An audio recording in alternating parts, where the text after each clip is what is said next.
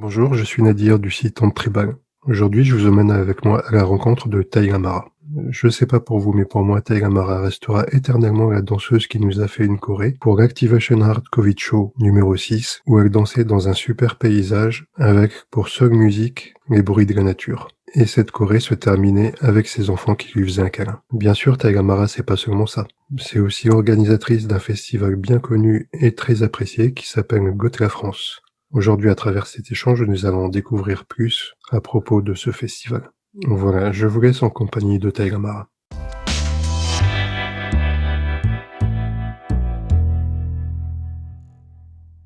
Alors, Taya, bonjour. Bonjour, Est-ce que tu veux bien te présenter pour les personnes qui ne te connaîtraient pas encore? je m'appelle Théa et mon nom de scène c'est Théla Mara. Je suis une danseuse et professeure dans la région d'Aix-en-Provence, dans l'école Tribal Bounce avec Mel. Et je donne des cours de ITS, qui est le Improv Team 5, créé par Amy Siegel. Et aussi le fusion belly dance, un peu côté dark fusion, on peut dire, et flamenco fusion, comme j'ai étudié beaucoup de danse orientale, danse fusion et de flamenco. Et je suis en France depuis presque 12 ans maintenant, mais à l'origine, je suis canadienne. Et j'ai commencé la danse au Canada. Et j'ai continué un peu ici en France, dans la découverte des danseuses, des danseurs dans la région. Et j'ai eu l'idée, après avoir vu les festivals en autres pays d'Europe, plutôt en Angleterre, où il y a ce festival Gothla UK depuis plus que 10 ans maintenant. Et comme il n'y avait pas en France, j'avais l'idée de commencer en France. Ce même idée du festival. Et pourquoi précisément importer ce festival et puis pas créer un festival à part entière qui serait vraiment quelque chose que toi tu as pensé entièrement? J'aime bien. J'ai toujours été partie de cette côté alternatif de l'art et de culture, même avant que j'ai commencé la danse. Et ça m'intéressait vraiment cette côté sombre, on peut dire, ou sous-culture, si on peut dire ça, subculture, qui s'appelle goth en anglais, qui mélange beaucoup des idées et l'appréciation pour tout ce qui est le côté sombre de la nature et de la vie, et mais dans le même sens l'appréciation pour la vie et pour vivre dans une manière très pleinement. Et pour cette festival de danse, j'aimais beaucoup l'ambiance que j'ai vue et j'ai vécu quand je suis allée à Gothla UK et aussi à Gothla Espagne et Gothla Italie. Et je trouvais vraiment c'était une ambiance très ouverte, très focalisée sur le partage et sur l'acceptance plutôt de tous les styles de danse, tous les corps, toutes les personnes, la diversité qui englobe ce sous-culture. Donc pour moi, c'était vraiment ce que je voulais apporter à cette festival dans le même esprit, ce que j'avais déjà vu. Et je trouvais ça très inclusif de tout le monde. Donc ça, ce que j'ai vraiment aimé ce côté de Gothla. Si j'ai bien compris, je retiens le côté sombre, le côté nature et inclusif. Ça serait peut-être les 3 mots, les plus forts, qui reviendraient pour définir ce festival. Oui, oui, et je pense aussi alternatif dans le sens Oui, que il faut pas être comme un autre style ou comme un prof particulier. C'est vraiment ça. Je pense que ça amène une créativité qui vient pas un style spécifiquement. Et au niveau de fusion qu'on parle en ce moment, c'est vraiment, on voit plein des danses très originales, très créatives et très alternatives qui pouvaient pas peut-être passer dans un festival de danse orientale classique, par exemple. Et c'est cette inclusivité qui vraiment que soutient tous les types de danseuses et d'avoir la scène ouverte pour les danseuses qui sont plutôt débutants ou qui a quelque chose à partager et d'avoir un spectacle plutôt professionnel dans le sens que c'est les danseurs avec beaucoup plus d'expérience. Donc pour moi, c'est important d'avoir l'opportunité de tout le monde qui a envie de partager quelque chose, qui a une opportunité de faire ça. Et est-ce que tu sais, je sais pas si tu as l'info, mais est-ce que tu sais dans combien de pays, est présent ce festival? Je sais que le mot gothla, qui est un mélange entre c'est un jeu de mots entre gothic or goth et hafla. Hafla en disant un événement pour partager la danse dans une façon plutôt casual, dans une ambiance plus ouverte et plus sans pression. Et plus à l'aise, je peux dire. Et donc The Gothla, le premier c'était en UK et le premier où je suis allée c'était en Italie, et après Espagne avant que j'étais invitée d'être prof à Gothla UK. Mais je sais que maintenant, il y a ce genre de festival, on peut dire Dark Fusion Belly Dance ou Dark Fusion Dance, dans plein des pays. Déjà, il y a Ariella aux États-Unis. Elle est une des premières danseuses de vraiment pas définir le style, mais d'être le plus connue dans ce type de fusion. Et elle fait aussi un festival Blood Moon. Ça s'appelle le Blood Moon. Et elle fait aussi, je pense, pendant au moins 10 ans.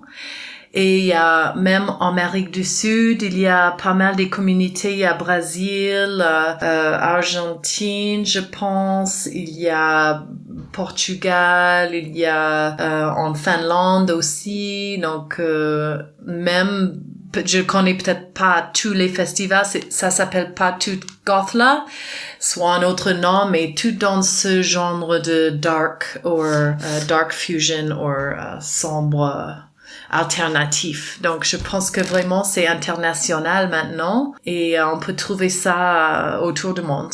D'accord, donc au fait, il y a pas une organisation, on va dire, un petit peu centrale, pour dire, c'est le festival, qui a engendré ça un petit peu dans tous les pays. C'est vraiment comme des festivals indépendants, finalement.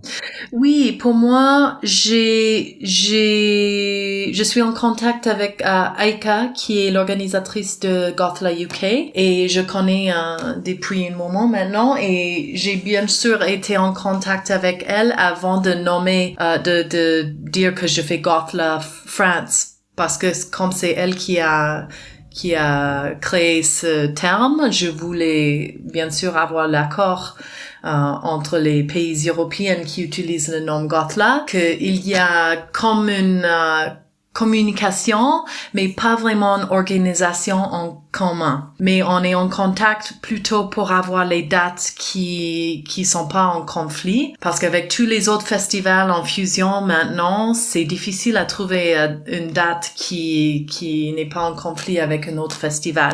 Et pour nous, le Gothla, plutôt en Europe, on veut pas être trop proche dans les dates. Donc, je suis toujours en contact avec Morgana en Espagne et Joya, les deux Joyas en Italie et Heika en Angleterre pour être sûr qu'on n'est pas trop proche dans les dates. Mais hors de ça, on essaie de soutenir les uns les autres, bien sûr, les festivals Gothla, mais il n'y a pas vraiment une organisation en commun hors de ça. Autrement aussi, on essaie de pas inviter les mêmes profs pour le même année, par exemple, pour pas avoir le même, si on invite une prof qui vient des États-Unis ou qui vient de loin de l'Europe, on veut pas avoir la même personne dans plusieurs des dates parce que comme ça c'est plutôt exclusif pour le pays qui l'invite. D'accord, il y a quand même une espèce de bonne entente entre vous pour pas vous gêner, pour pas que ça soit répétitif, d'un pays à l'autre. Oui, oui, bien sûr. Et pour moi, comme je suis allée à tous les Gothla en Europe avant de créer Gothla France, pour moi, c'était vraiment important d'avoir cette connexion avec les organisatrices et d'avoir aussi le même esprit de l'ambiance très ouverte et inclusive que ce que j'ai dit tout à l'heure entre nous. Et comme ça aussi j'ai invité par exemple Morgana qui est l'organisatrice de Gothla Espagne. J'ai invité comme prof en France il y a la dernière fois qui était en 2019 et on le soutient les unes les autres. Donc pour moi c'est très important dans l'esprit de qu'est-ce qui est the Gothla. Et du coup, pour ceux qui connaîtraient pas ce festival, ça consiste en quoi exactement? C'est de la scène, c'est des stages, qu'est-ce que on peut y trouver? Oui, c'est un festival. Il y a les stages tout le long du week-end. Les stages, pas juste de la danse et des fois les stages de maquillage ou autre façon de créer une performance. Euh, on avait un stage de maquillage avec Vesna Zorman, qui est une super maquilleuse. Elle fait les super créations. Et ça, c'était une autre chose qui est ouverte à tout le monde, qui intéresse à ce style. Et donc les stages et aussi une scène ouverte qui est vraiment ouverte à tout le monde qui veut présenter une danse ou quelque chose. Ça pourrait être aussi dans la musique ou dans la création théâtrale. C'est plutôt centré sur la danse, bien sûr, mais c'est ouvert aux autres choses. Et un deuxième spectacle où c'est plutôt un spectacle, on peut dire professionnel, avec les troupes et les professeurs et les invités. Les profs invités qui présentent quelque chose. Et aussi, il y a normalement une bazar où les créateurs vendent leurs créations, soit en bijoux, soit en costumes. Et les artistes qui sont plutôt danseuses aussi. Moi, normalement, j'ai un stand avec mes bijoux et mes créations aussi pendant le week-end. Et voilà, donc ça englobe normalement le week-end et on essaie d'organiser aussi un temps social hors de la danse pour juste avoir une soirée de discussion, de socialisation et voilà. Bon, ça m'a l'air assez complet tout ça. Oui, oui, c'est un grand week-end, mais aussi ce que j'adore aussi qui vient de Gothla UK, chaque année ils font une défilé du mode avec des hommes. Donc c'est plutôt soit les danseurs, soit les copains ou les compagnons des danseuses qui portent les costumes et les trucs qui sont dans le bazar et qui font une défilé de mode qui est très rigolo et très je trouve ça vraiment génial et c'est quelque chose qui ajoute vraiment une ambiance de plus un peu de rigolade vraiment voilà je pense que unique à Gothla UK pour l'instant, mais s'il y a les copains des danseuses ici, on pourrait vraiment mettre quelque chose sur place aussi pour pour suivre dans l'idée d'un défilé du mode. Ben voilà, va falloir les motiver. Oui. Mmh. Et alors, ben, malheureusement, pour cette année, ça va pas être possible, mais Donc l'année prochaine, la prochaine édition? Oui, ça fait le deuxième année malheureusement qu'on devrait annuler. Et pour l'année prochaine, attends, je vais essayer de chercher la date que j'ai déjà pensé à faire en mai 2022. Ça me semble hyper loin, mais ça va être, je pense, le 27 à 29 mai 2022. Comme c'est un long week-end, normalement, on essaie de faire le vendredi, samedi, dimanche pour ajouter la possibilité de plusieurs profs et plusieurs stages tout le long du week-end. En espérant vraiment dans l'optimisme qu'on aura le droit de faire ce genre de festival. Je pense que ça manque beaucoup en ce moment de partager ces moments ensemble. Bah écoute, on va rester optimiste et puis on va bien noter la date pour ce week-end du mois de mai 2022. Voilà. Oui. Est-ce que tu as des anecdotes ou quelque chose à nous raconter sur ce festival, sur les éditions que tu as pu organiser? Oui, aussi en anecdote un peu personnelle, ça me donnait l'opportunité de donner un stage que j'avais en tête depuis longtemps. Et aussi après avoir testé à Gothla UK, évidemment, j'avais avec du succès, je faisais une des premières années, et c'est de faire un stage de danse autour aussi de voyages de rêve avec le tambour chamanique, qui est une autre partie de mon expérience. Et je me disais la possibilité de combiner ces intérêts, il y avait les résultats vraiment très intéressants pour moi. Et comme c'était le premier jour du festival, j'ai ouvert le festival avec ce stage. Et je pensais comme une façon de se connecter les unes les autres par un voyage de rêve avec le tambour. Et dès que je commençais de parler aux éléments, il y avait un orage qui a commencé vraiment de taper très fort. On avait l'éclair, le tonnerre qui commençait avec ce résonance du tambour, et c'était vraiment un moment magique pour moi en disant que voilà, il y a quelque chose un peu de magique qui se passe et que ça va faire des ondes positives pour le festival. Donc j'ai senti vraiment contente qu'il y avait cette réaction en nature de l'appel des éléments, et pour moi c'était un moment vraiment un super. Donc tu as réussi à commander un orage pour ton stage. Voilà. Ça, Voilà, ça, on parlait des éléments, aussi les animaux totems, et de connecter avec les éléments, et on avait voilà, le feu, l'eau, l'air, tout ce qui était avec nous ce jour-là.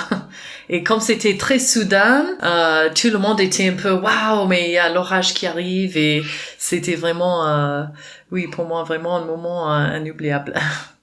ça, c'est de l'organisation.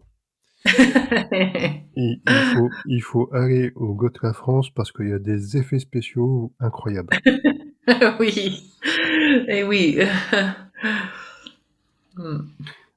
Ouais, est-ce que tu penses qu'on a fait le tour du sujet ou t'as quelque chose, tu veux rajouter quelque chose? Let me think.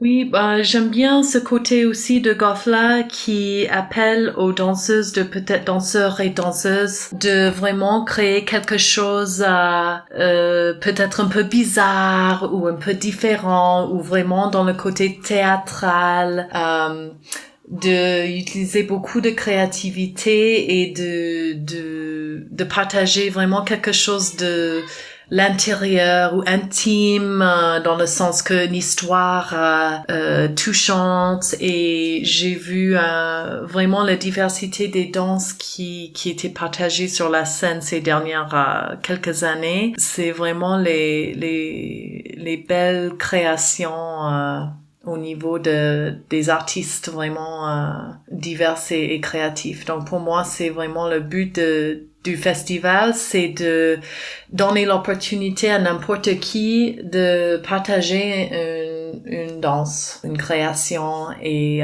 de pas avoir peur d'une réaction, un jugement et qu'on est là vraiment pour soutenir ce genre de création. Pour moi, c'est vraiment l'idée de Gothla France. Bon, bah, je te remercie, c'est intéressant tout ça. J'espère que ça donnera envie, j'espère que tout le monde va se précipiter sur le festival, pour l'année prochaine et ça vous fera une belle revanche pour les dates qui ont été annulées malheureusement.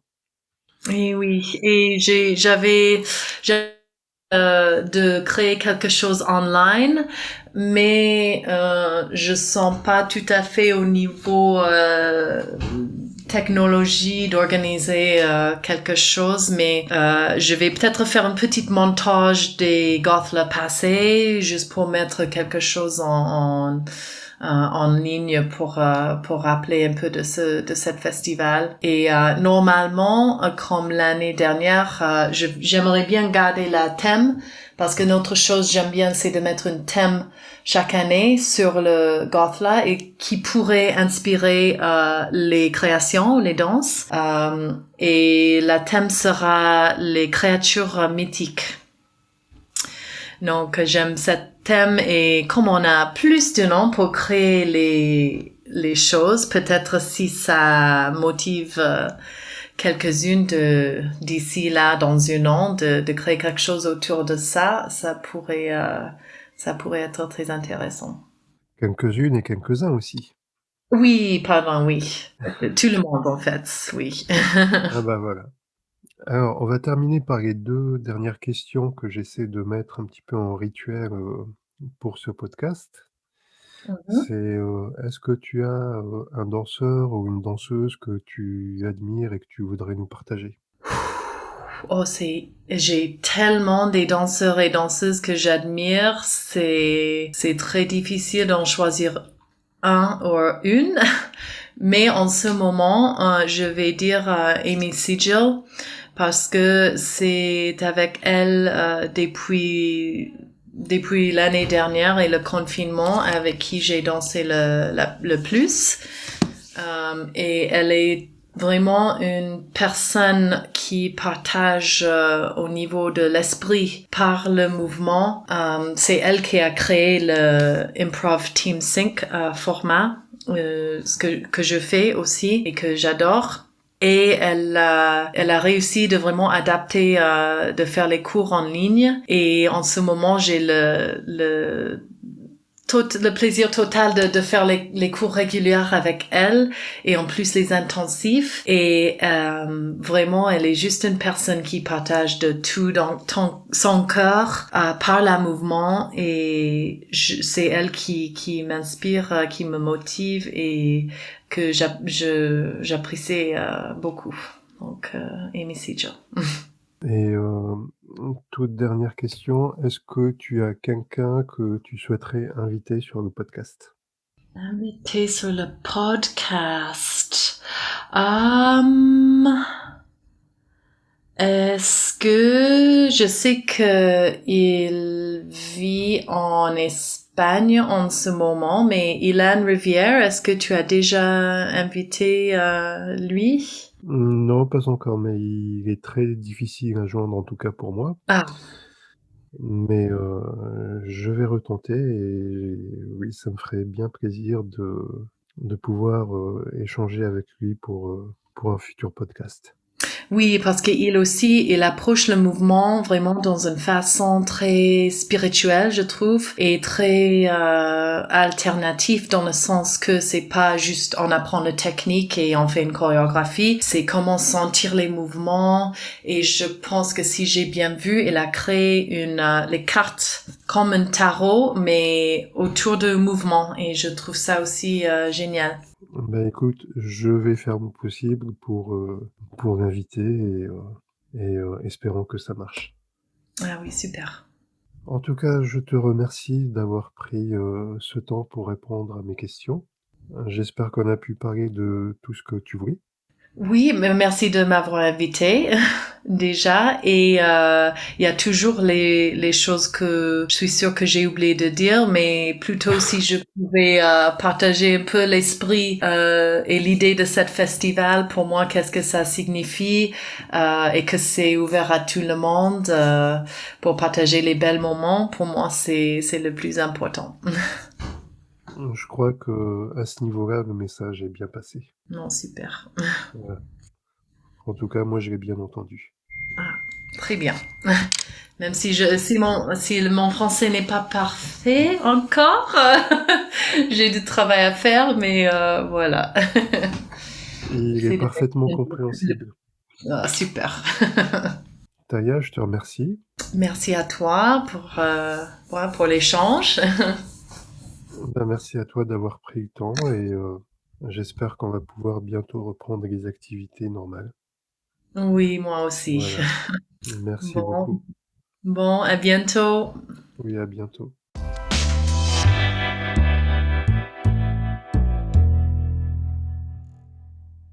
Voilà, encore merci Taigamara. J'espère que maintenant vous en savez plus sur ce festival, en tout cas moi oui, et vivement qu'on puisse s'y retrouver. À bientôt, au revoir.